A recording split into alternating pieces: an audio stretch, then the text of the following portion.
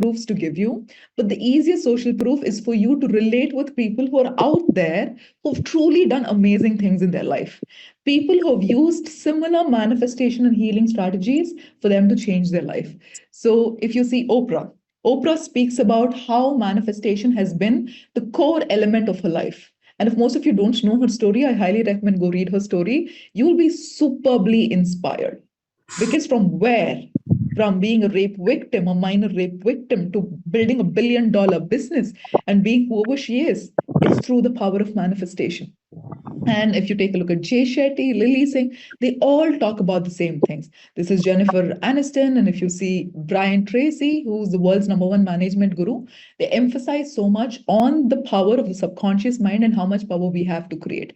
Tony Robbins, Ranveer Singh, Alia Bhatt, we have Steve, we have A.R. Rahman, who also talks about the power of manifestation. And recently, Diljit is also everywhere, who's constantly talking about the power of manifestation. So the same thing applies to everybody.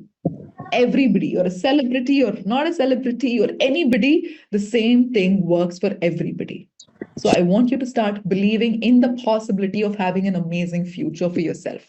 Right? So now let's start breaking down the myths around manifestation. The first myth is, how many of you have heard this from people?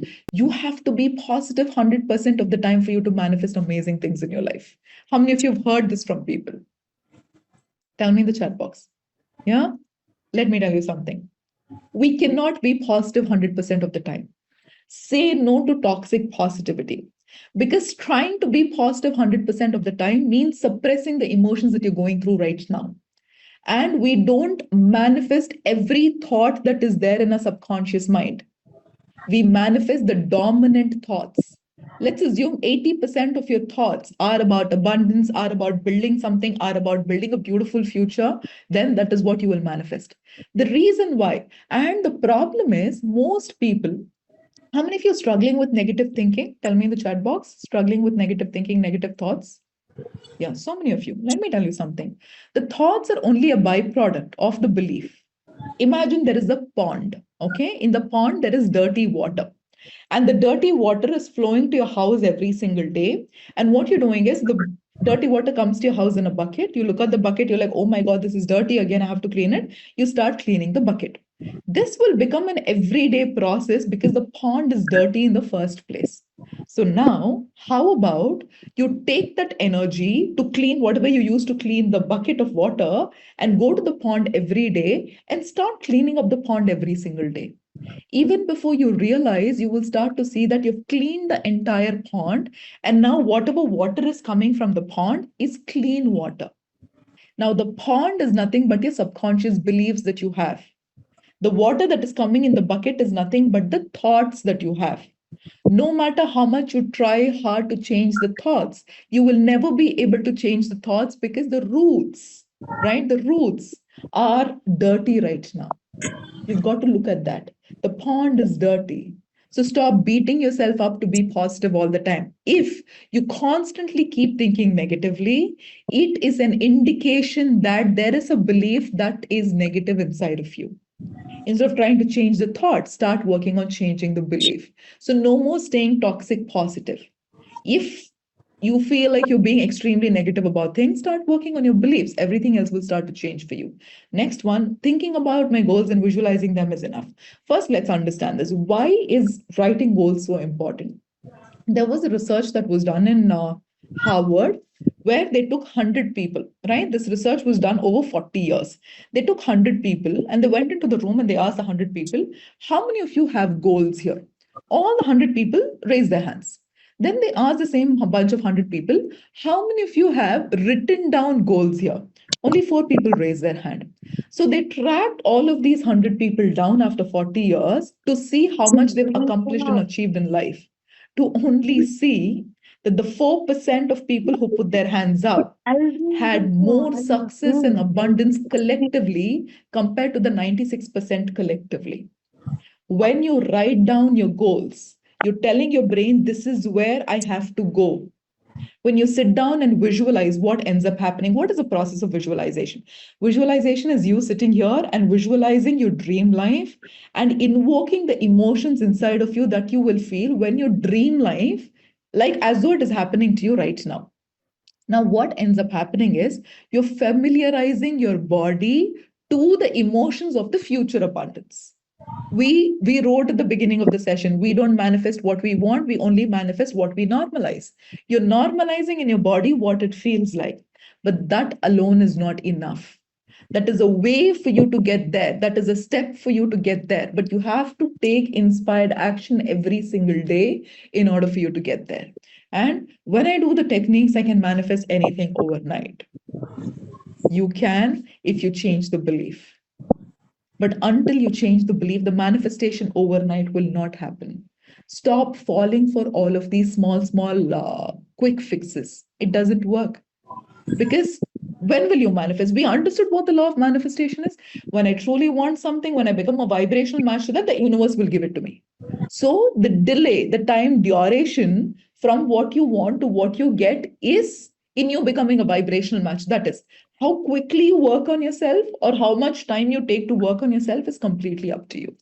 And next one is healing is a linear process. Now tell me, how many of you here have either been to sessions or therapy?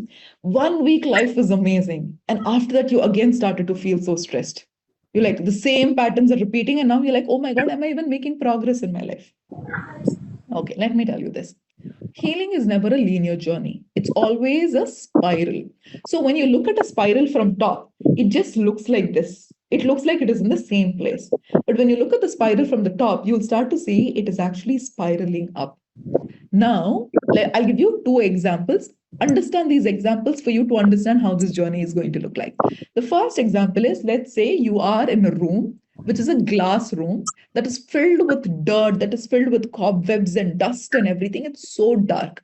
The sunlight has not even come inside the room for years together. Now, a lot of us, because now the room is nothing but your trauma that you have not resolved. Now, what most of us feel scared about and overwhelmed about is, oh my God, I have to clean the entire room in order for the sunlight to come. Not true. Now, let's say you take a small piece of tissue and just wipe out one small part of the window and make it clean. The entire room is still dirty, but that part of the window is clean. Now, the next morning, the sun rays is going to start coming inside. When the sun ray starts to come inside, all the insects and all the dampness in the room will start getting dried up. So now you have more energy to clear a little more part of the window. When you do this every single day, even before you realize, you would have cleaned the entire room and the sunlight would have come inside. How many of you know what I'm talking about? Yes. Yes. So healing is never a linear process. So you will feel extremely overwhelmed saying, oh my God, this is not happening, that is not happening. Imagine an onion, okay? In the center of the onion, there is this one precious diamond that is giving out some amazing vibrational frequencies. Now, because there are layers around that diamond, the frequency coming out is kind of restricted because of the layers. The layers are nothing but your trauma bonds. Every time when you work on yourself and when you remove one layer of the onion, it's not that you're completely healed, but you're also getting one step closer to the diamond. The diamond is nothing but who you truly are, your true potential. Now, because one layer is removed, because the vibration is starting to come outside a little more, what ends up happening? Your life slowly starts to change. Don't don't have this obsession to speeding up the healing journey. It will happen in its own course. And how many of you have this feeling sometimes that, oh, I wish my life was like this. I wish I could have been there. I wish I could have been here. How many of you feel that way? Let me tell you something. If you had to be there, you already would have been there. The very fact that you're not there and you're here living your life right now means this is the best possible way for you to change your life. Stop being obsessed with the fantasies of the world. What do you think we get fantasized about? We look at only 5% or less than 5% of somebody's life and we want to be like them.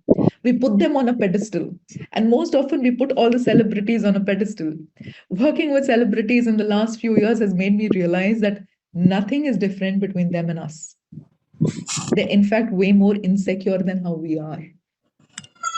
They still, I mean, they're supermodels. There's beautiful actresses and amazing, handsome actors.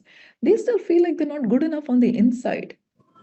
It is our perception about them because of what is projected on social media. We look at them and we're like, oh my God, their life is all sorted. They're living an amazing life. No, no. They're going through very similar challenges like how you and I are going through.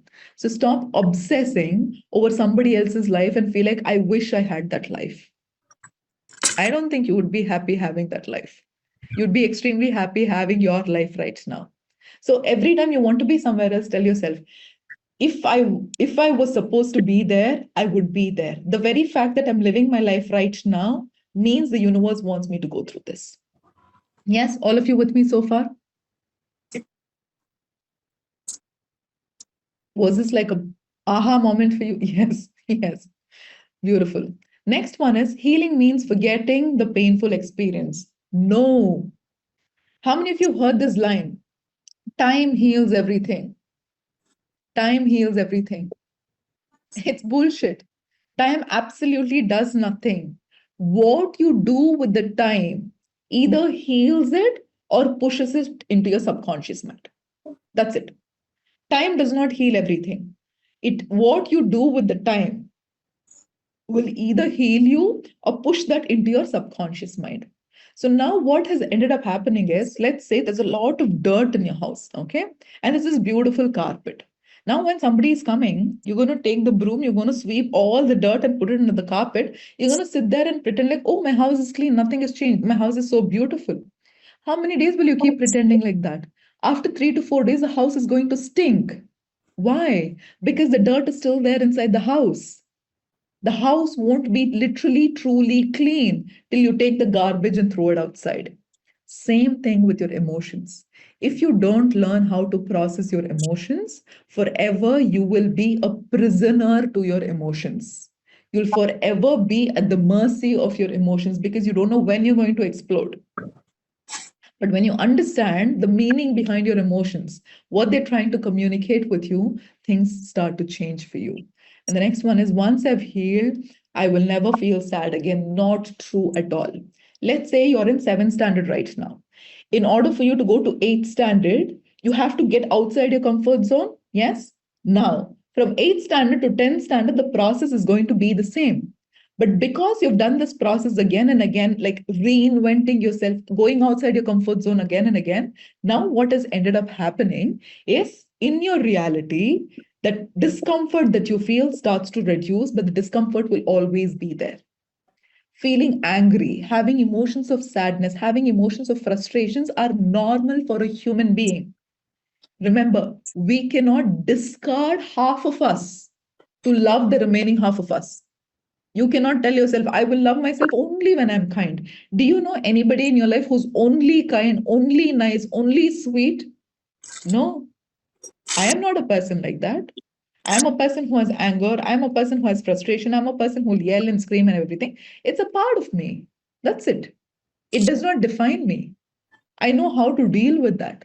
So stop being obsessed with, oh, I will never be angry again. I'll never be sad again. No, if you have to let go of certain old blockages inside of you, sometimes you will be encountered with situations that will make you angry, sad, so that that emotions start to come up. How else will the universe teach you how that emotions will come up? Yes.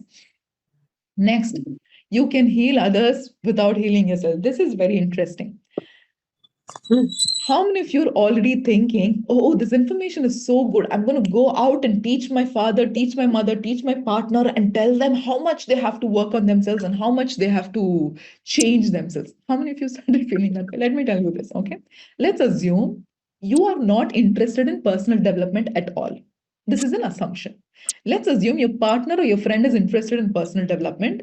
They go through this course, but they actually don't implement anything. Just in the high of going through this course, they come to you and they say, oh my God, I went through this amazing course. You have to change. You are a people pleaser. You have to do this, this, this. Don't you think you'll get suffocated after a point of time? Yes? You'll be like, what are you even talking about? Number one.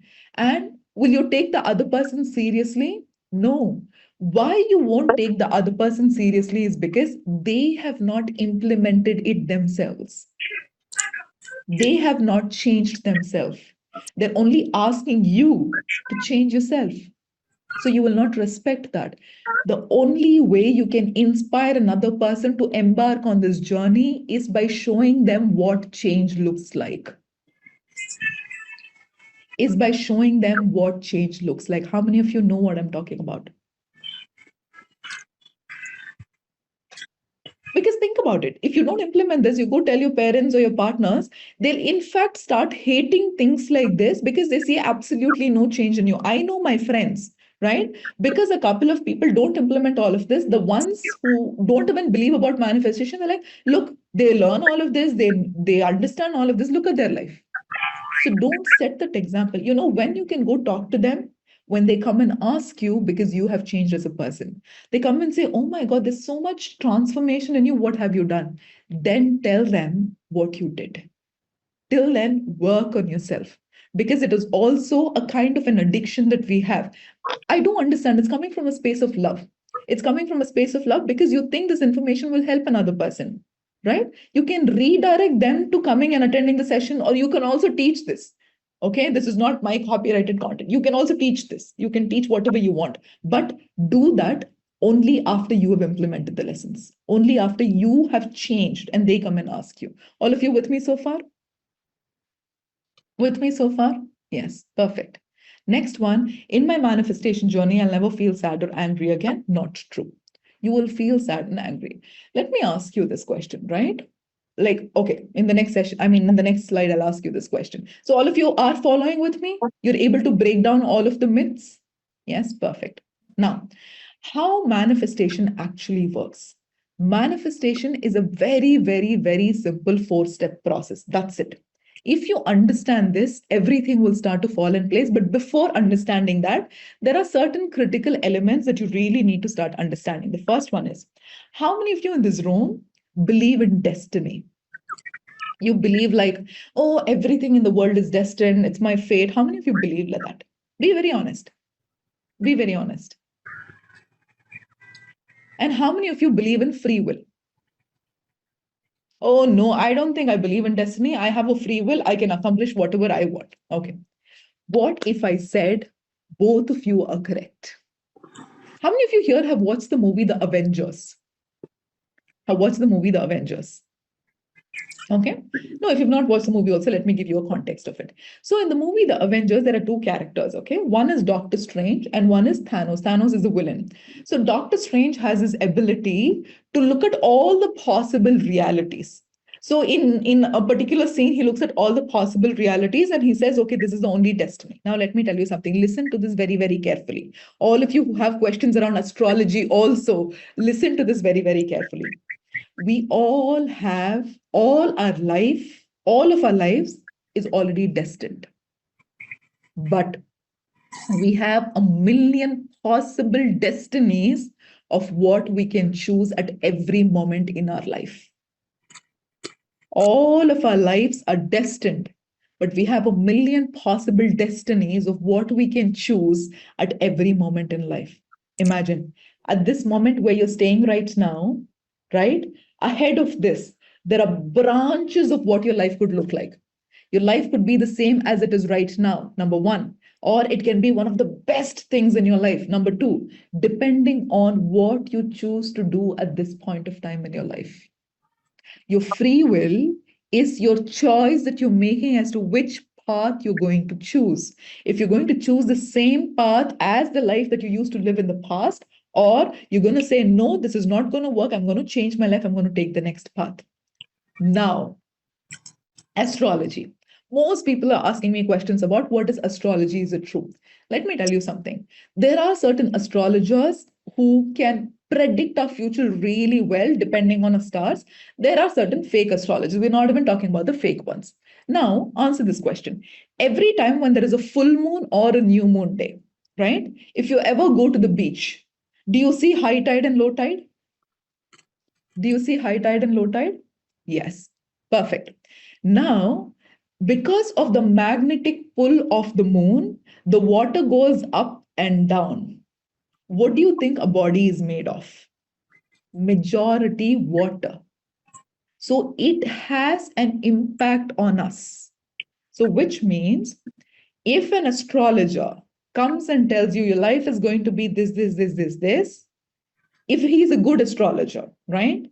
He is predicting a future, but he is predicting only one possible future out of the million possible futures that are out there. If the person comes and tells you, you cannot accomplish this and this, he's probably telling you that based on who you are right now, right? Based on who you are right now. But you have the free will to change who you are and take a different path and change your life completely. How many of you understand this? If you understand this, you will not get carried away by anything because it is you who has the power. The universe has given you the power of free will. The universe created million possible destinies for you. Think about it. You're traveling from Chennai to Bangalore. There are a million roads to go from Chennai to Bangalore. Which road you want to choose is completely up to you.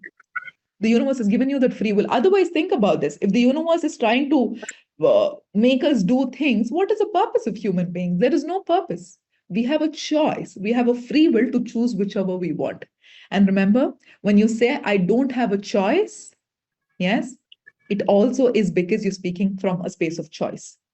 Telling yourself, I don't have a choice is also a choice. You're choosing not to have a choice. How many of you are understanding this? How many of you are understanding this? Perfect.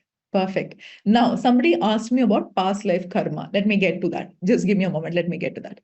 Now, next one is we all have. This is one of my favorite things to talk about. I think 5 years down the line, this is more of what I will keep doing, talking about life's purpose and how it is important to live life's purpose. There are two kinds of purpose that we have. Okay, there are two kinds of purpose. Purpose is nothing but the drive that we have on the inside. Remember, there are so many people in this room right now. Everybody has a different vision, everybody has a different aspiration in their life. Not everybody has the same one. Now, always ask yourself when you have a goal, what is the intention behind the goal? Write this down. What is the intention behind the goal? Because if your goal is coming from a space where it is trying to fill a void, for example, let's say while growing up, you had a neighbor auntie, you grew up in a lower middle class family, you had a neighbor auntie who constantly criticized you and your family for the financial ability that you guys had. Now, then you made a statement in your mind saying, one day I'll become super rich and prove this neighbor auntie wrong. That was the intention that was strongly set. Now you'll grow up, hustle, do multiple things in order for you to become super rich in your life. Yes, you have also proved this neighbor auntie wrong because you become super rich. But now you still don't feel fulfilled because that drive, that purpose to achieve that goal is coming from a space of your ego. How many of you understand what I'm talking about? If you do anything to prove something to another person, or because you want certain kind of a validation, it means you're trying to fill the empty bucket inside of you. Empty bucket inside of you. Remember, any kind of a validation you try to seek from the outside is filling that bucket. But the bucket always has a hole at the bottom. So more water comes in, more water goes out. The only way you can fix that bucket is by giving yourself the validation. That's why I always say, when you have your goals, look at the goals and ask yourself, is this coming from a space of my ego? Or I'll tell you what your soul's purpose is. How many of you know a jigsaw puzzle? How many of you know jigsaw puzzle? A jigsaw puzzle that you put everything together and create a big puzzle. Now, listen to this very carefully. You are a jigsaw puzzle. Gayatri is a jigsaw puzzle, and Gayatri's mentor is a jigsaw puzzle. When you live your life's purpose, okay? When you live your life's purpose, when I say life's purpose, what is truly important for you when you start living your life's purpose? You will, that piece of the jigsaw puzzle. So now in Gayatri's jigsaw puzzle, let's assume one piece was always missing. She was constantly looking out for that one piece. Because her mentor lived his life's purpose, he fitted in perfectly in Gayatri's jigsaw puzzle. So when you live your life's purpose, You don't just illuminate your life, you actually illuminate millions of people's lives around you because of the purpose that you live. How many of you understand what I'm talking about? In the pursuit of your purpose. So, for example, now when I say purpose, don't make it a very big thing like, oh, I have to change the world. That is my purpose. No, being an amazing mother can be your life's purpose. Running a beautiful home driven business can be your life's purpose. Doing something that you're truly passionate about, where your heart lies. When you truly do that, what ends up happening? Because my mentor was able to live his life's purpose, I got to understand who I was. If he did not live his life's purpose, I wouldn't be whoever I am right now. So if you don't live your purpose, you're not just robbing away your opportunity of living an amazing life. You're robbing away millions of other people's opportunity of living an amazing life because when you live that purpose, you're inspiring other people also to live that purpose. How many of you understand what I'm saying? So, all of you who have questions about how to find your life's purpose, wait till the end. Wait till the end. But just understand this contextually first. Because just think about this. Let's say you are a person from a small village and you're this first woman who came out there and who created some substantial wealth for you, even without you realizing it, because you were following what your calling was. By looking at you, millions of other women will also be like, oh my God, she did that. I can also do that. That is why the universe even planted that vision into your mind. How many of you are getting goosebumps? I'm getting goosebumps while I'm saying this. The universe planted that vision into you. And when you don't live that, the thousands of other women who will get inspired are still waiting for you because that is how the universe designs things. Right? Now, what is the ultimate purpose of life? So recently, I think in one of the boot camps, the 3-day boot camps that I do, one participant asked me, Gayatri, people say having desires creates a lot of suffering. Yeah, write this down. Desires don't create suffering. Desires don't create suffering. Your attachment to the desire creates suffering. Your attachment to the desire creates suffering. Now, what do I mean by attachment to the desire? Let's say you have a specific goal. You being attached to that goal means you being obsessed to the goal. When are you actually obsessed towards something? You're so obsessed towards something because you don't either trust yourself or you don't trust the universe. That is why you're like, I want this right now. I want this right now. How many of you know this emotion? I want it right now, the desperation that you have or you have felt in the past. Yeah. So now, the more desperate you are, the more you're communicating to the universe saying, my happiness is dependent on the outcome of the situation. So you're placing your happiness in something external. What ends up happening? It keeps running away.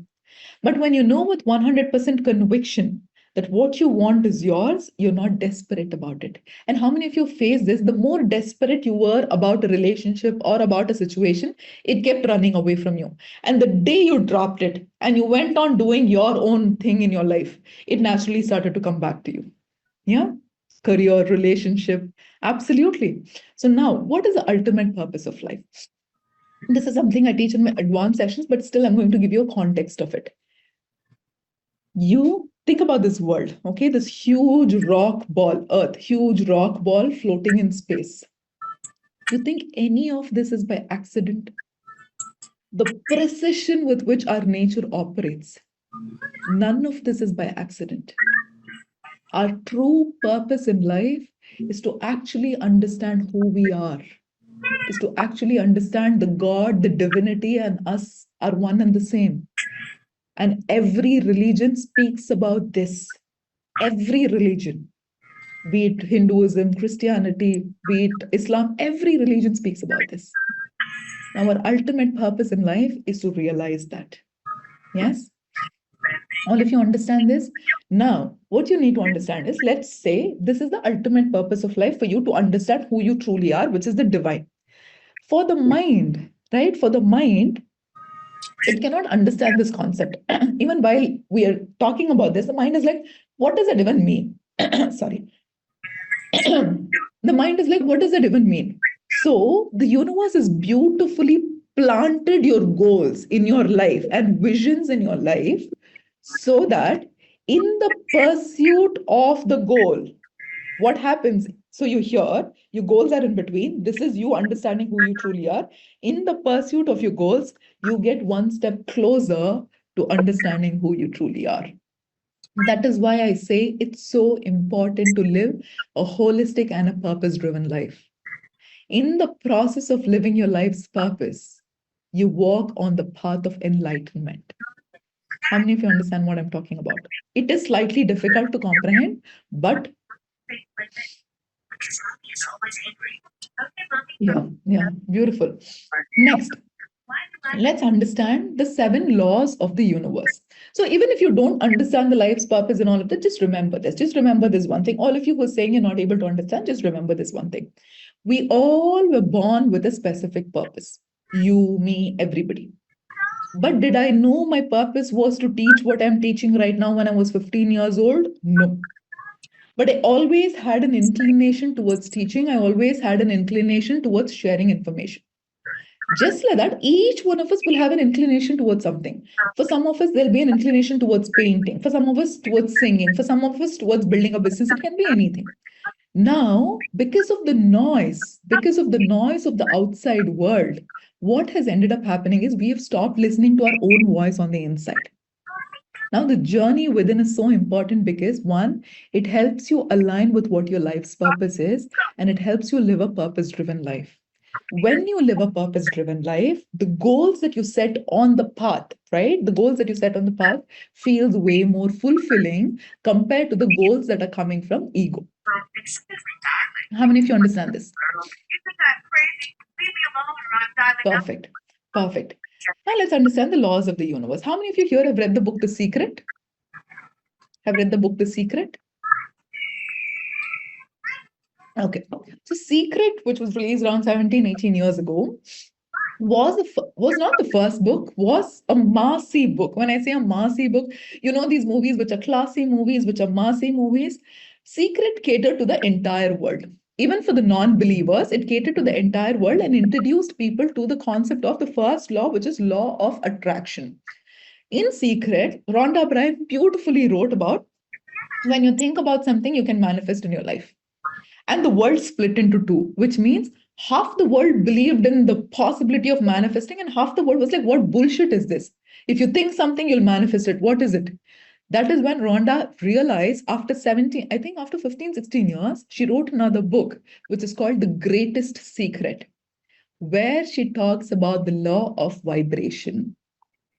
The law of vibration, which means your desires have a specific vibration. You have a specific vibration. When both of the vibration matches, let's say you're vibrating here, your desire is vibrating here, you won't match. But when you say you both are vibrating here, then whatever you want will naturally come into your life. This is law of vibration. My desires have a specific vibration. I have a specific vibration. When I raise my vibration and match it to the vibration of my desires, then I will attract whatever I want. This is second law. First is law of attraction. Second is law of vibration. The third one is law of alignment. Law of alignment. Law of alignment is nothing but, yes, I'll teach you how to raise your vibration. Law of alignment is nothing but when your thoughts, when your words, when your feelings, when your thoughts, when your words, when your feelings and actions, thoughts, words, feelings, and actions are in alignment, which means think about a dam. Okay, think about a dam. In a dam, let's say the water has to come from this side to this side. And ahead of that water coming out, there are 4 doors. When all the 4 doors open in a specific way, water is able to flow out very easily. Let's assume one door is here, one door is here, one door is here, one door is here. The water will get stuck in between, right? The same thing happens with us. When you don't say When you don't speak, think, feel, and act in alignment, you don't become a vibrational match to your goals. How many of you here say something but mean something else? You say something but mean something else. Yeah. It reduces your vibration. Because when I'm saying it's a specific vibration, when I'm thinking about the same thing, the vibration is the same and it becomes bigger. Remember the sine waves that we studied in school? When I feel, it becomes even more bigger. And when I act accordingly, it becomes even more bigger and intensified. That is when you start to attract a lot of things. This is called law of alignment. Okay, law of attraction, law of vibration, law of alignment. The fourth one is law of assumption. Law of assumption. Okay, if for example you're missing out on making notes, don't worry, the PDF will have everything. When you stay till then, you'll get the PDF. Law of assumption is nothing but it is coined by Neville Goddard in 1800s. Now, do you believe that sugar is sweet or do you know that sugar is sweet? Do you believe that sugar is sweet or do you know that sugar is sweet? Yes, perfect. You know that sugar is sweet. So now, when you think about your life, okay, let's assume your life is being played to you as a movie in a theater. In the 20th minute of the movie, things are not working out. You're sitting and crying. Everything is falling out of place. Things are not working out for you in your favor. But in the 40th minute of the movie, every single thing started to work out for you in your favor. Now you watch this entire movie. And now in your real life, you're living the 20th minute in your real life. Do you think you'll sit and complain and cry that nothing is going to work out for you? No, because you have 100% conviction that your life is going to drastically change. That is the level of conviction that you need to have. You have to believe it before you see it, not the other way around. Most people say, oh, I'll see it and then I'll believe it. Where's the faith there? When you say, I will see it, when you see it, everybody can believe in it. But do you have the vision to believe it even before you see it? That is what visionaries truly do. That is what is law of assumption. You truly knowing, assuming. This is not assumption basis on assuming things. This is you knowing with 100% conviction that your life is going to change for sure. Your life is going to be the way you want it to be for sure. Yes, all of you with me so far? The next one is law of detachment. Law of detachment. It's spoken in Bhagavad Gita. It's spoken in a lot of other religions also. When you detach yourself from the outcome, that is, you don't give so much emphasis on the outcome, which is you give your 100% in every single thing that you do. And your heart is very, very sincere in everything that you do. Everything that you want will start coming into your life. It's called law of detachment. You detach from the outcome. When do you actually detach from the outcome? Think about this. You're driving from specific A place to B place, and you're going to meet your mom. You call your mother and you say, hey, today make this special dishes for me. I'm going to come home. I'm going to be excited to eat that. And it's a 2-hour drive. When you're driving, do you think you're going to call your mother every 5 minutes and say, hey, have you made this? Hey, have you made this? Hey, have you made this? No. You have so much conviction that your mother has made that. Now your only job is to enjoy the journey and go home, reach safely. But what do we all end up doing? Because we're not detached from the outcome, because we're so obsessed about the outcome, every 5 minutes we go open the door to check, oh, is it come? Is it come? Is it come? The more anxious you feel, the time also feels very dilated. It feels like a lot of time. Think about this, the days where you forgot about an outcome, the time did not feel so long. But when you were obsessed about the outcome, every second felt so excruciating. How many of you know what I'm talking about? Why is it not happening? Why is it not happening? Absolutely. So, law of detachment. The sixth law is law of least effort. Law of least effort. So, law of least effort and law of alignment are intertwined, which means when you're operating from the law of alignment, which is your thoughts, your words, your feelings, and actions are in alignment, what ends up happening is, let's say there are two people. For one person is not in alignment A and B is in alignment. Both of them will have same circumstances, but things will naturally work out for person B. They have to put less effort to get maximum results. How many of you know people like that in your life? Because the beliefs are so aligned, they don't even put as much effort, but things keep flowing into their life. You can become that person. You can become that person by realigning this, right? And the last law, somebody asked me about karma. They asked me about like how to deal with the past life karma. The last law is called law of dharma. Law of dharma. Dharma is nothing but purpose. Listen to this very carefully. When you live a dharmic life, when you live a dharmic life, your karmic life is already taken care of.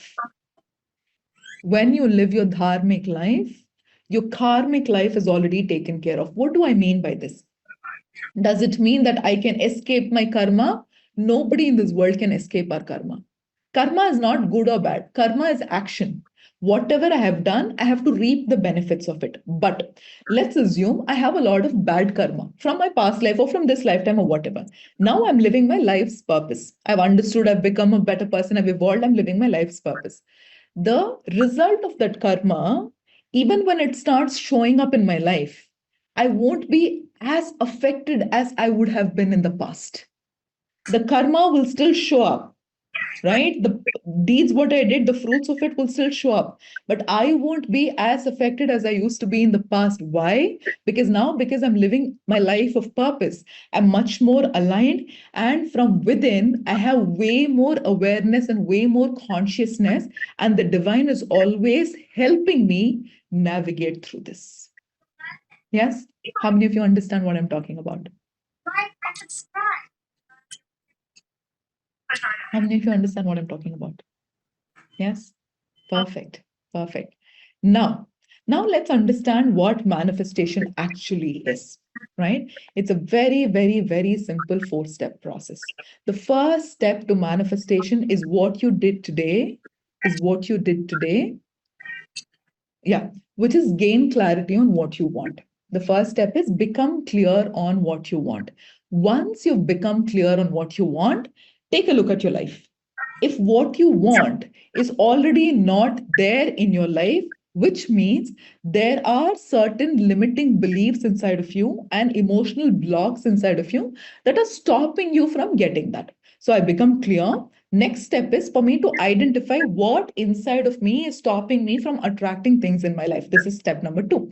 And step number 3 is now I'm clear, I've identified, I will start healing from within and match the frequencies of my desires. I will become a vibrational match. Now, tell me in the chat box, how many of you have had this experience in the past where you wanted something, you actually attracted it, but after some time, you kind of sabotaged it. Yes, yes. You know why that happens? Because we don't have a strong self-concept. Self-concept is nothing but the story that you constantly keep telling yourself again and again in your mind. What is the story that you're constantly telling yourself again and again in your mind is your self-concept. If, for example, let's say my self-concept says, oh, I cannot really attract a lot of money in my life. If your self-concept is like that, you will attract money, but you will not retain the money. You will attract the relationship, but you will not retain the relationship because of the story here. So manifestation is a very, very simple 4-step process. I become clear on what I want. I identify my blocks, and then I become a vibrational match and I change the self-concept in my mind, self-concept in my subconscious mind. That's it. Once you implement this in every area of your life, you will start to see every area of your life to change because that is a law of the universe. Yes? All of you understand this? Tell me in the chat box. Are you with me so far? Perfect. Now, write this down. Very, very, very important. Write this down. There are only 3 things that are in our control. There are only 3 things that are in our control. Our perception, our actions, and our decisions. Our perception,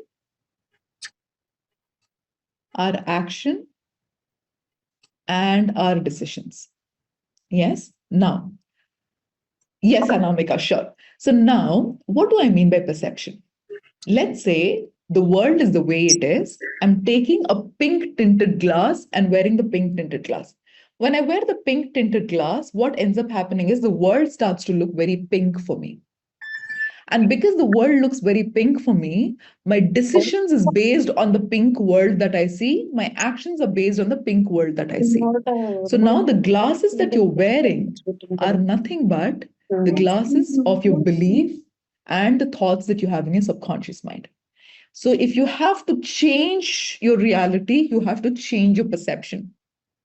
And these five mantras are extremely important in changing your perception about the world. The first one is life is not happening to you, but happening for you. I'll give you an example.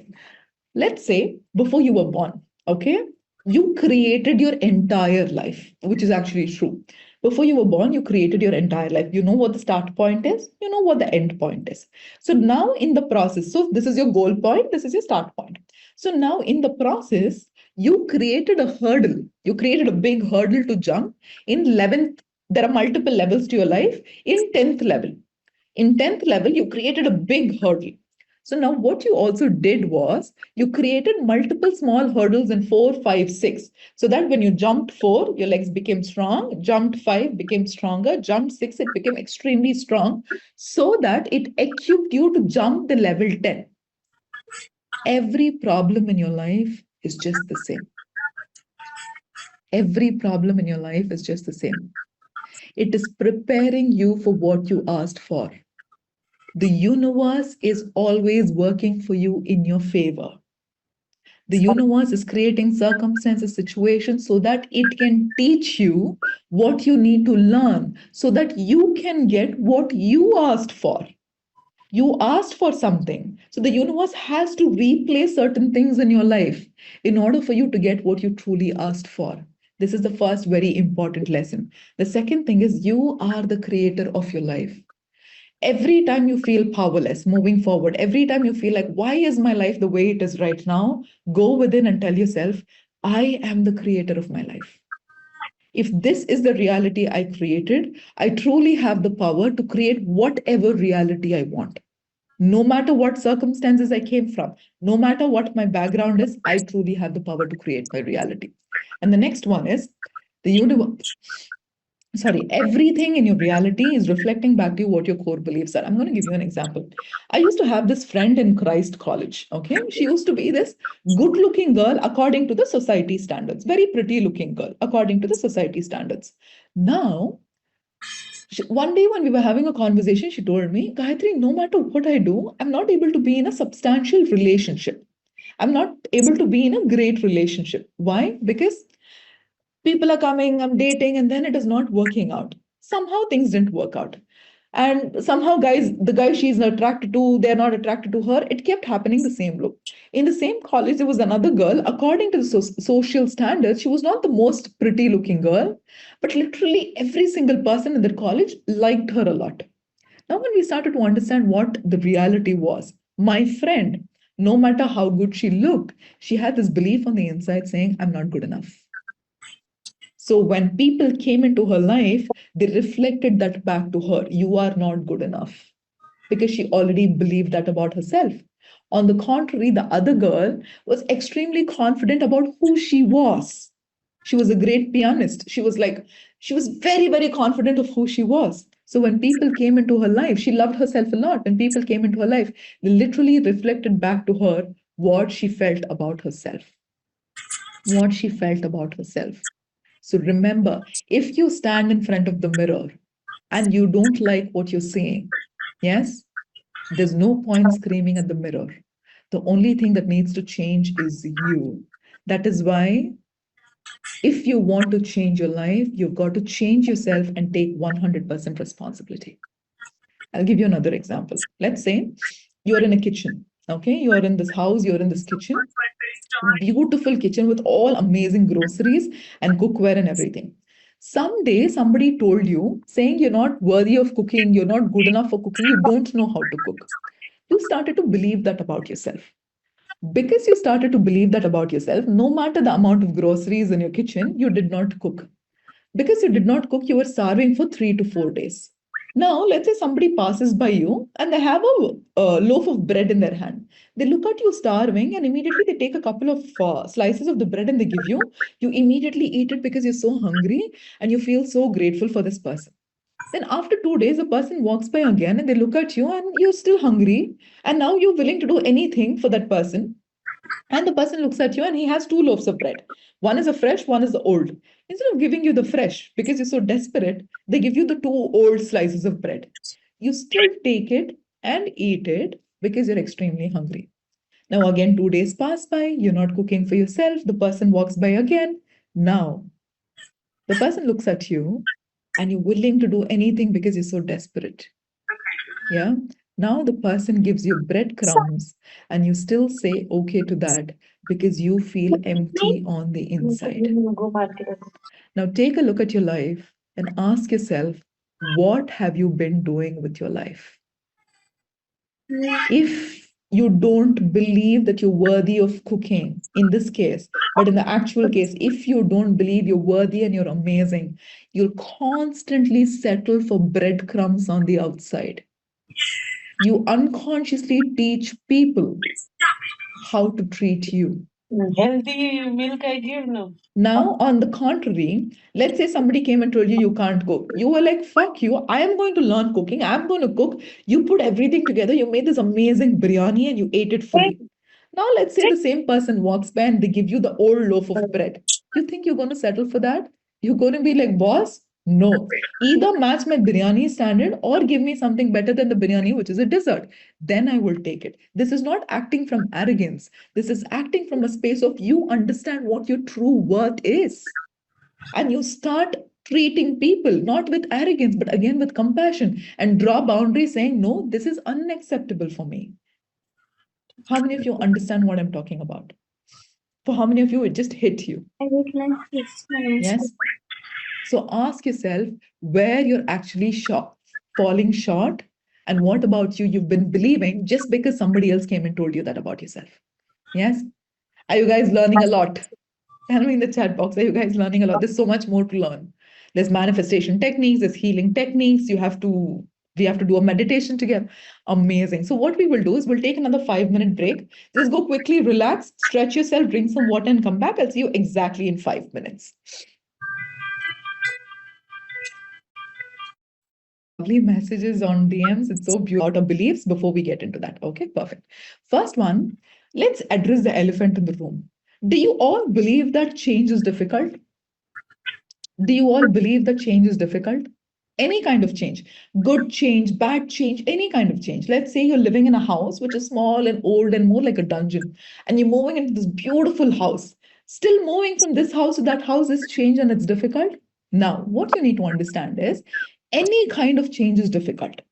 I'll tell you why. So, for example, let's say there is a forest, and in between the forest, there is a tribe. Okay, the tribe people are there in the forest, inside the forest, and now from the main road, they have to go into their village. So every time they keep walking towards the village, because the path is filled with grass and trees, what they end up doing is they take hammer, sickle, they cut open everything, and they keep walking on the path again and again and again and again. They have to walk on the path again and again so many times till there is a path that is formed and no more plants grow there. Now, let's say somebody else comes and says, hey, why are you using this path? There is another path which is a shortcut. Now, let's go use that new path. Now, everybody has to do the same process again. Start from here and go till here and cut open everything and start walking. The same thing happens even with our brain. Every time you're learning something new, there are neural connections that happen like this. They keep touching, there are neural connections that happen like this. When you keep doing something for a long enough period of time, when you keep doing something, the connection becomes so strong that now you don't have to think like that. You naturally are like that. How many of you know what I'm talking about? You don't have to think like that. You naturally are like that. Now, change is difficult because you have to disconnect this neural connection path and you have to create a new neural connection path. That is why change is very difficult. Or write this down in your notebook. We have to put in effort. We have to put in effort till it becomes effortless. We have to put in effort till it becomes effortless. So, this point of it touching it, creating a new neural pathway and becoming strong, this is the time where you put in effort. Once it becomes like this, the process becomes effortless because of a process called neuroplasticity. Neuroplasticity is nothing but neurons that fire together, wire together. Write it down. Neurons that fire together, wire together. The more you keep doing this, the more it starts to become wired and it becomes strong. Now you will start thinking like a new person. You'll start behaving like a new person. That is why sometimes when you look back at 5 years ago version of you, you're like, what was I even thinking when I was acting like that? Because your neural pathways were completely different. And remember, write this down. Thoughts are the language of the mind. Neurons that fire together, wire together. Thoughts are the language of the mind, and emotions are the language of the body. Thoughts are the language of the mind, and emotions are the language of the body. Now, tell me how many of you here, for example, let's say you want to start eating healthy, you want to start becoming super fit.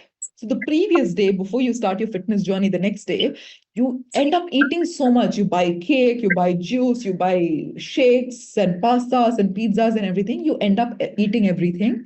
And you go to bed saying, tomorrow morning, I'm going to wake up at 5 o'clock, do yoga, go to the gym, start swimming and do Pilates and come back and become super fit. And the next morning, as soon as you wake up, what ends up happening? You put off the alarm and go to sleep and end up waking up feeling guilty. The body has gotten addicted to the emotions of guilt. How many of you resonate with this? How many of you resonate with this? Or you have a specific timeline to complete a task at 5 o'clock. Since morning, you've had all the time. You just keep loitering around, you do this and that, and 4 o'clock, you sit down with so much pressure to actually get the work done. You kept procrastinating. Now you need to understand the body has gotten addicted to the emotions of guilt and the emotions of procrastination. Now the body is signaling the mind saying, hey, do things that will get me back into the same state. Because being in the same state is a familiar state. That is why when you see a lot of our parents, when they grew up in poverty, they did not have a lot of abundance, they grew up in scarcity. Now, even with a lot of money, they still live in scarcity. How many of you know what I'm talking about? They still live in a lot of scarcity. Why? The mind is not able to comprehend. The body is addicted to scarcity. So the body is sending signals to the mind saying, hey, 5 rupees, I don't want to spend here. 10 rupees, I don't want to spend here. They will have millions in their bank account. So now you need to understand you've got to break this addiction the body has towards that specific emotion. And the only way to break this addiction is by repetition. You have to unlearn and relearn. Now the body has learned how it feels to feel guilty. The body does not know the emotions of accomplishment, to accomplish something. Now you have to make the body unlearn what it feels to feel guilty, and you have to make the body learn what it feels to feel accomplished. The more you do this and the more you familiarize with accomplishment, what ends up happening? Anything you put your mind to, you will achieve it. You'll be like, no matter what I do, I know I will achieve it. How many of you know what I'm talking about? Yes? Yes. So now, self-love and manifestation. Like I said, the concept of self-love is so skewed, right? So what you need to understand is imagine, okay, I want all of you to imagine there is a boat, okay? 5 of you are standing in the front of the boat and you're rowing the boat towards the forward direction. No matter how hard you try and no matter how much you keep rowing the boat does not move forward. And you're wondering, why is it not moving forward? And you just look back to see 95 people are rowing the boat backwards. The 95 people is nothing but your subconscious. And the 5 people are nothing but your conscious.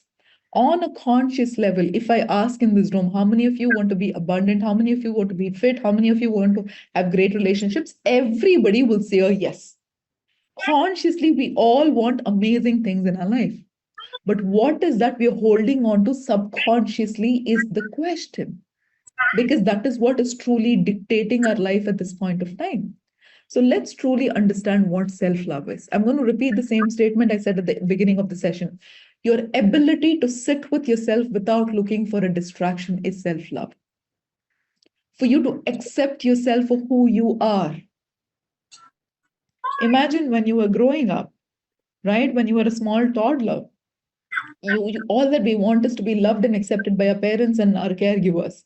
And you were crying and screaming and shouting. Your mother comes up to you and says, "Good girls don't scream, good boys don't scream." In order for you to get the validation of your mother, you just suppressed all your emotions and kept it inside. And after that, every single time, you've discarded aspects of you because you're so ashamed of you. And now there is so much promotion that is going out in the world that says your nose has to be a specific way for you to look pretty. Your face has to be symmetric for you to look pretty. When you start loving yourself truly, so many businesses will go out of business. When you start loving yourself truly, so many businesses will run out of business. How many of you know what I'm talking about? It will truly run out of business. What is wrong with being a specific color? Now let's understand. You putting in effort to build something, build a future, build a career is completely in your hands. Do you think your color, your nose structure, how your mouth is, how your hair is, you think it is in your control? It is goddamn genetics. And every time you criticize yourself for who you are, how your nose is, how your hair is, how your color is, you're criticizing the creator. You're telling the creator your creation is not good enough. Now let's all look the same. Let's all have the same symmetric face. Let's all go through the same surgery. What are we trying to do with this generation? Think about it. What is wrong with being the way you are? Because if you truly don't learn to accept yourself for who you are, don't expect for anybody else to accept you for who you are. How many of you are able to relate to this? You're truly able to relate to this. Yes? And the reason why shadow is nothing but the parts of you that you've discarded all these years. You've kept suppressing the parts of you. For me, I was extremely ashamed of the family that I grew up in. I was extremely ashamed of how I looked. I was extremely ashamed of how my nose was crooked. All of this, so many insecurities. Extremely ashamed of how my teeth looked. Everything, so many insecurities. The more insecure I felt, the more I attracted people into my life who made me feel even more insecure. Now, if you ever see me walking around in Chennai, right, you will just see me walk in plain one jeans and one t-shirt, walk around with zero makeup, nothing, because that is extremely comfortable. Had you seen a Gayatri 3 years, 4 years, 5 years back, she would never walk around like that. There was always a pretense that was required. Why? Because I did not feel good on the inside about myself. And I wanted to cover it up with a lot of masks and a lot of facades. And now, I want you to ask yourself these 3 questions. Write down these 3 questions. Write down these 3 questions. What about me have I suppressed? What about me have I suppressed? What about me am I ashamed of? What about me have I suppressed? What about me am I ashamed of? What about me do I not like about myself? What about me have I suppressed? What about me am I ashamed of? What about me do I not like about myself? After the session is over, I want you to sit with the notes, especially these 3 questions, and genuinely ask yourself these 3 questions. You will actually dig deeper into parts of you that you've abandoned for so many years. You're not even paying attention to that. And let me tell you something, right? Let's say you and I are going out for a walk. Okay, both of us are going out for a walk. And while walking, okay, I'm going to repeat the question. What about me have I suppressed? First is suppressed. What about me am I ashamed of? What about me do I not like about myself? Now, coming back to the other example, let's say both of us are going out for a walk. Now, when we're going out for a walk, by some means, you kind of twist your ankle. Okay, you twist your ankle. Now, because you twisted your ankle, let's say there is no mechanism of pain in our body. Because there is no mechanism of pain in our body, the next day you keep running, you keep walking again, you keep doing multiple things. For 4 days, after 4 days, you see your leg is swollen so big. And then you go to the doctor says, what is wrong with you? Your leg is fractured. You kept walking around with this. Now we'll have to remove your leg. Now the pain was given to human beings because the pain is an indication to us of what is out of alignment. When our bones or tissues or ligaments were out of alignment, how did we know it? We knew it because there was pain. The pain was calling out for our attention. If physical pain is calling out for our attention, what is emotional pain doing to us? Exactly the same. If there is a lot of emotional turbulence inside of you, it is parts of you calling out for help. And what do you think we end up doing? We end up suppressing it all the time. We end up suppressing it all the time because we're so scared to look at that. Remember, your limiting beliefs, what you have, is not your fault, but it is your responsibility to start changing them. How many of you agree with this? How many of you agree with this? Your limiting beliefs are not your fault, but it is your responsibility to start changing them. Because how long will you keep playing a victim? I played a victim all my life, victimizing myself. I wanted to share this towards the end, but I'll tell you right now, right? For 8 years, I did not speak to my father. And when I attended one of the sessions with my mentors, and I went and I told him, Dr. D. Martini, everything about my life is amazing. Literally everything. I have great finances. I'm financially independent. I have two amazingly running businesses. I have a great partner. Everything is amazing. But I'm really not able to forgive my father. He looked at me and he asked, Gayatri, why? I said, while I was growing up, he was emotionally unavailable to me. He was financially unavailable to the family. He looked at me and he asked, Gayatri, what were the benefits of your father being emotionally unavailable to you and financially unavailable to you? I said, how can there be any benefits of a father not being there? He looked at me and asked again, what were the benefits that you missed out on seeing? I ended up crying in that session because my purpose, my top three priorities in my life, one is my personal development and the work that I do. Help people become the best version, number one. Second is wealth, building wealth for myself. And third one is traveling the world. All these three happened because my father was the way he was. If my father was financially stable and emotionally available, I wouldn't have embarked on the journey of healing, embarked on the journey of understanding how the mind works, understanding how the body works. That day, I did not have any need to forgive my father because my father was only doing me a favor by being the way he was. That day, I cried in tears of gratitude for my father for the way he was. Remember this. Universe never makes mistakes. The universe that gave you birth will never create something in your life that you can't handle. Now looking back at my childhood, I don't want it any different. When I was a child, I always used to be like, I wish I was born in some other house. Now looking back at it, I'm very, very happy that I was born in that kind of a household so that I could live my life's purpose. There is nothing, there's absolutely nothing in your life that happens by chance. It's all by design. The question is, what perspective are you looking at it from? All of you with me so far? With me so far? Perfect. Next one is, how do you start building trust with yourself again, right? Imagine you have a friend who constantly tells you, hey, let's go for lunch at 2 o'clock. And 2 o'clock, you're at the restaurant, the friend does not show up. And he calls and he says, hey, sorry, I got held up with something. Let's do tomorrow, 2 o'clock. Tomorrow, 2 o'clock, again, the friend does not show up. Do you think after that you'll ever be able to trust that friend or like believe that friend moving forward? No, absolutely not. What do you think you're doing with yourself? Every time when you tell yourself, I am going to be doing this, I'm going to be doing this, and you don't end up doing that, do you think you'll ever be able to trust yourself again? Absolutely not. The only way you can build that trust with yourself and fall in love with that inner child that you have is by keeping up your daily commitments. Keeping up your daily commitments. It can be as small as every morning I'll wake up and drink a glass of water.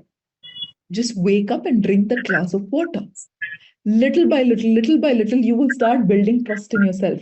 And the more trust you have, how many of you struggling with self-confidence you have? Self-confidence in you. You're struggling with self-confidence and self-esteem issues. Fix the relationship you have with yourself. Your self-confidence will naturally get taken care of. When you start trusting yourself, the reason why you're not confident in yourself is because you don't believe that you will do it. But when you have enough proof that you will do what you told yourself you're going to do, there is no question about self-confidence or self-concept. Your self-esteem will start to shoot up and your self-confidence will start to shoot up. Yes? All of you with me so far? Now, let's get into the powerful healing techniques. The first one is, how many of you have heard of Ho'oponopono? How many of you have heard of Ho'oponopono? Okay. Ho'oponopono, listen very carefully. Ho'oponopono is an ancient Hawaiian prayer that is used to heal people from within.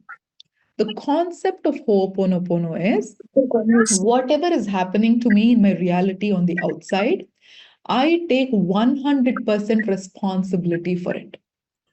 If my relationship is not falling in place, I take responsibility. If my finances are not falling in place, I take responsibility. Now, what you do in Ho'oponopono is, let's say there is an external situation that is not working out for you in your favor. Because of that, there is an emotional turmoil that is happening inside of you. Now, you sit with yourself, you take few deep breaths, and you repeat this. I'm sorry. Please forgive me. Thank you. I love you. I'm sorry. Please forgive me. Thank you. I love you. Who are you saying this to? You're not saying this to the person, you're saying this to the divine. We have something called the conscious mind, subconscious mind, and superconscious mind. Superconscious mind is the mind where we all are connected. So when you say, I'm sorry, please forgive me, thank you, I love you, I'll tell you the meaning behind it. I'm sorry for being unaware of what is there inside of me that is creating the circumstance in my life. Please forgive me because I don't know where it came from. Thank you for releasing it from my body, and I love you for this beautiful life. You don't have to repeat all of this. You just have to say these 4 statements. I'm sorry. Please forgive me. Thank you. I love you. When you keep doing this, the divine flows through you and removes whatever is inside of you that is creating this particular circumstance in your life, and it will start changing it. Yes, I see so many of you can feel it. I'm sorry. Please forgive me. Thank you. I love you. 4 statements. Every time you feel like something is not working out for you in your life, just sit with yourself, take a deep breath, and start doing Ho'oponopono. The second one is pain body dissolution. Write this down. Pain body dissolution. I'm going to repeat it again. Pain body dissolution, which is PBD. How many of you have heard of Vipassana? You've heard of Vipassana? Yes? Pain body dissolution is a technique which is adapted from Vipassana. So Vipassana is a meditation technique that Buddha used to attain enlightenment. Okay? The concept of Vipassana is the control. I mean, it's not controlling the mind, it is working on the mind. So now the mind has this ability to run towards pleasure and to run away from pain. Mind has this ability to run towards pleasure and run away from pain. Now, every time when you have a specific sensation in your body, what Vipassana says is the subconscious mind communicates with the body through sensations in the body. Listen to this very carefully. We don't react to the person. We don't react to what is being told towards us. We only react to the sensations that is created on our body. Let's assume you're yelling at me, okay? It's not for the yelling or shouting that I am reacting to. When you're yelling at me, there is a sensation that is created in my body, the discomfort sensation. And I'm reacting to that discomfort sensation by yelling back at you. Now, in pain body dissolution, what we do is when we have emotions of anxiety, when we have emotions of congestion or a discomfort in a body, take few deep breaths, sit with yourself, and observe the emotion in your body without judging it. Observe the emotion in your body without judging it. Now, when you observe what happens, no emotion can stay in your body for more than 90 seconds. If you allow the emotion to stay in your body, no emotion can stay in your body for more than 90 seconds. Anytime there's an emotion that stays in your body for more than 90 seconds, it's because of the stories that you tell those emotions. Oh, this happened because of like this. Then you get caught up in that loop. So every time you feel like there's a rush of emotions or something is not working out for you, sit with yourself and observe the emotions without judging it. Start with 5 minutes a day. Slowly start increasing this. Because when you're observing the emotions without judging it, you're releasing those emotions. All the trapped emotions in your body, you're releasing those emotions. All of you with me so far? Tell me in the chat box. Perfect. Perfect. The next one is, let's say you're in a position where you can't do Ho'oponopono, where you can't do pain body dissolution. What I would recommend you do is when there's so much emotion coming up, take a piece of paper, write down every emotion that is coming up for you. Once you've poured your heart into that, tear the paper and burn the paper and flush it. What is happening is you're transferring the energy. When you're transferring the energy, when you're writing it down, you're transferring the energy from you to the paper. When you're tearing it and burning it and flushing it off, you're transmuting the energy. So this is one process of journaling and tearing it and burning it. The second process is, let's say you have thoughts of, let's say you're looking at somebody and immediately you feel jealous about that person. Okay, you immediately feel jealous about that person. Instead of just getting consumed by jealousy, remember this, there is a thought and there is a feeling. A thought creates a feeling, but there's actually space in between this. But for most of us, because we don't have a lot of awareness, the thought and the feeling becomes like this. Now, what you will do is you will separate this. When there is a thought, before it gets converted into a feeling, you're going to look at the thought and you're going to tag the thought. You're going to tag the thought by saying, oh, this is a jealousy thought. Oh, this is an insecure thought. Oh, this is a scarcity thought. Oh, this is an angry thought. Yes. So every time you tell yourself, you tag the thoughts, what ends up happening is you don't get consumed by the emotions. You rationally look at the thoughts. Now, because you rationally looked at the thoughts, it's much more easier. It's much more easier for you to process it. How many of you with me so far? How many of you with me so far? Perfect. And the last one is, let's say nothing is working out for you. Literally nothing is working out for you. And you're in a position where there's so much anxiety that is coming up.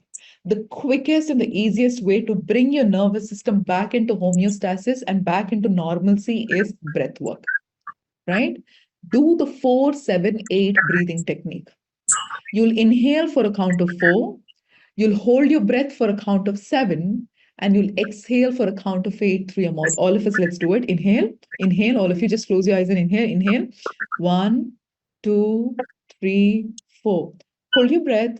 2, 3, 4, 5, 6, 7. Exhale through your mouth. 2, 3, 4, 5, 6, 7, 8. Wonderful. Let's do one more round. Inhale, 1, 2, 3, 4. Hold your breath, 2, 3, 4, 5, 6, 7. Exhale through your mouth, 2, 3, 4, 5, 6, 7, 8. Take a deep breath. Tell me in the chat box, how do you feel?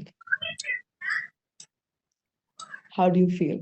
Relaxed, wow, calm, light. Quickest way.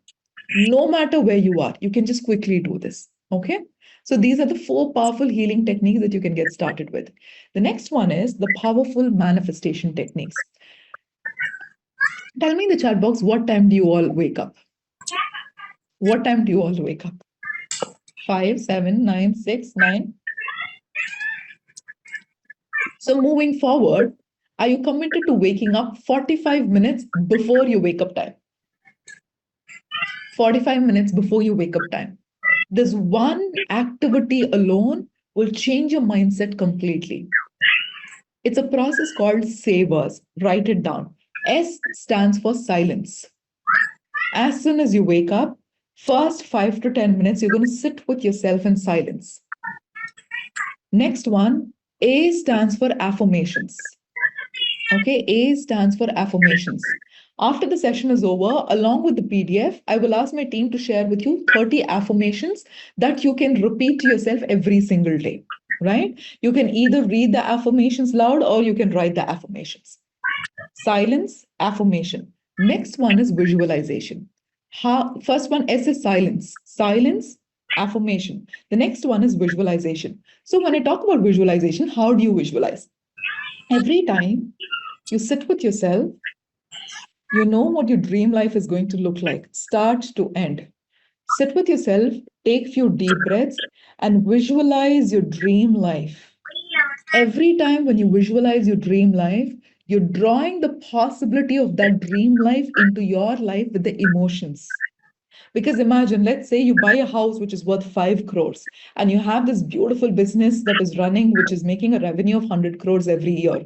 So when you see this, when you feel those emotions, you start to feel the emotions of abundance in your body. And the more you train your body to feel those emotions, the easily you'll start to attract that in your life. Silence, affirmation, visualization. Next one is exercise. This is not your gym workout or proper regular routine that you do. 2 minutes of any high intensity workout. It can be yoga, it can be sprint, it can be Surya Namaskar, it can be sprint, it can be jumping jacks, anything. This is just to get your heart rate up. 2 minutes. Next is reading. So, with the document, I'll ask the team to share with you 5 books that I want you to get started with. Just start reading. Okay, reading 5 to 10 pages every single day. I want you to just get started with reading. Last one is scribing. Every day, I want you to write down 2 pages of your goals. 2 pages of your goals. I don't know if I have my journal here. Just give me a second. I'm going to see if I have. Yes. So if you see this, I have my goals journal. Every day, 2 pages of my goals journal. So I'm going to read out to you something that is interesting. Okay. So this was written on 18/9/23 last year. It was written in September. Okay. Listen to this. Back then, I did not even have an Instagram channel. It says, I have 1 million followers on Instagram, which I have right now. I make 10 lakhs a month doing what I love. I make 6x of it right now. Nitin and I are in an amazing relationship. My husband and I are in a great relationship. I go on a stage to give a testimony, which is my ex company. I did that. I have a podcast, which is number one, and all the celebrities and cricketers are associated with this. We're going to start the podcast in the next 15 days. So the podcast is also done. All the content I'm creating is going viral for good reasons, and people are loving my content. Till date, more than 120 pieces of my content have gone viral. So all of these things that I've written are the things. It is the reason why I show this is so powerful. Just writing down your goals is so powerful. Did I know I would be able to create 1 million followers? I had no idea.